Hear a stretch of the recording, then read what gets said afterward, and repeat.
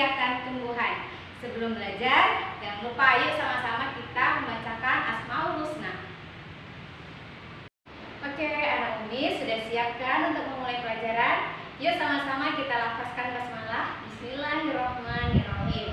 Nah, sebelumnya Umi mau tanya, siapa yang di rumahnya ada banyak tanaman? Siapa yang suka menanam tanaman? Nah, pembelajaran hari ini berhubungan dengan tumbuhan. Salah satu ciri makhluk hidup adalah berkembang biak. Apa itu berkembang biak? Berkembang biak merupakan proses makhluk hidup dalam memperbaharui keturunannya untuk mempertahankan dan memelihara spesiesnya. Nah, bagaimana cara tumbuhan berkembang biak? Tumbuhan berkembang biak dengan dua cara. Yang pertama, secara generatif, dan yang kedua secara vegetatif. Nah, hari ini kita khusus membahas bagaimana cara tumbuhan berkembang biak dengan cara generatif.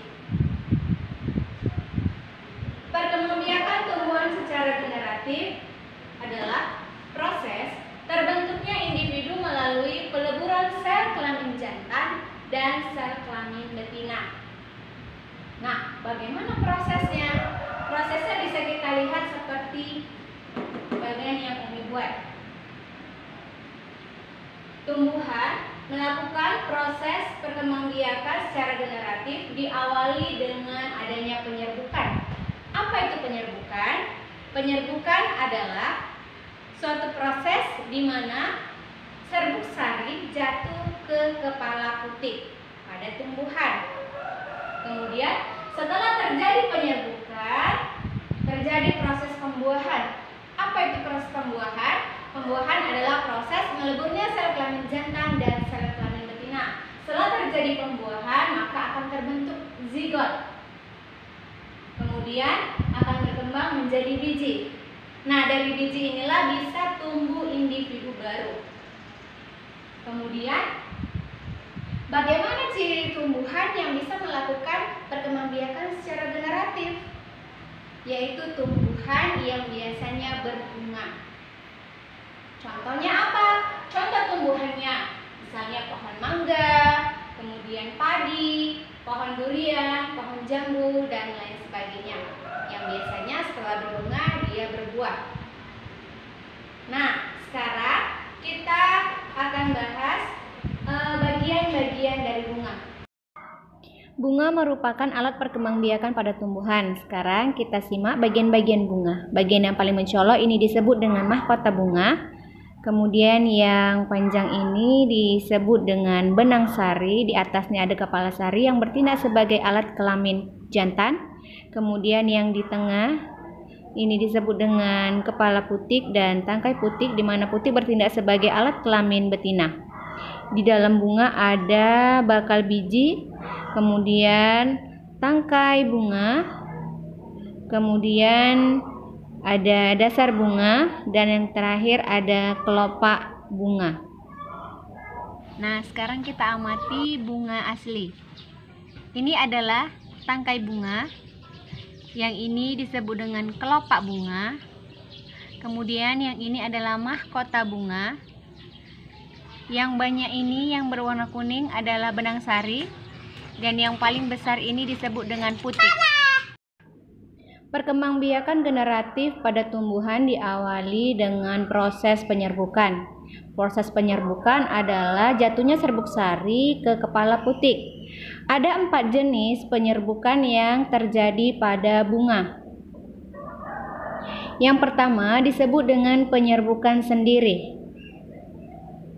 Apabila serbuk sari jatuh ke kepala putik pada bunga yang sama, pada bunga itu sendiri. Yang kedua disebut dengan penyerbukan tetangga. Apa itu penyerbukan tetangga? Apabila serbuk sari jatuh ke kepala putik pada bunga yang berbeda, tetapi masih satu pohon. Selanjutnya, penyerbukan yang ketiga yaitu penyerbukan silang. Apa itu penyerbukan silang? Apabila serbuk sari jatuh ke kepala putik pada bunga lain yang sejenis namun berbeda pohon. Dan yang keempat adalah penyerbukan bastar. Apa itu penyerbukan bastar? Apabila serbuk sari jatuh ke kepala putik pada bunga yang lain dari tumbuhan yang berbeda jenis. Selanjutnya, Umi akan menjelaskan bagaimana cara serbuk sari bisa jatuh ke kepala putik. Nah, ada beberapa cara penyerbukan pada tumbuhan. Yang pertama disebut dengan anemogami, yaitu penyerbukan yang dibantu dengan angin. Yang kedua disebut dengan entomogami, yaitu penyerbukan yang dibantu dengan bantuan serangga. Yang ketiga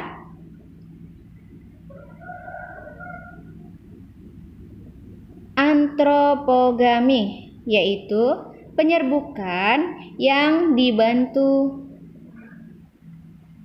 oleh manusia. Dan yang keempat adalah hidrogami, yaitu penyerbukan yang dibantu oleh air.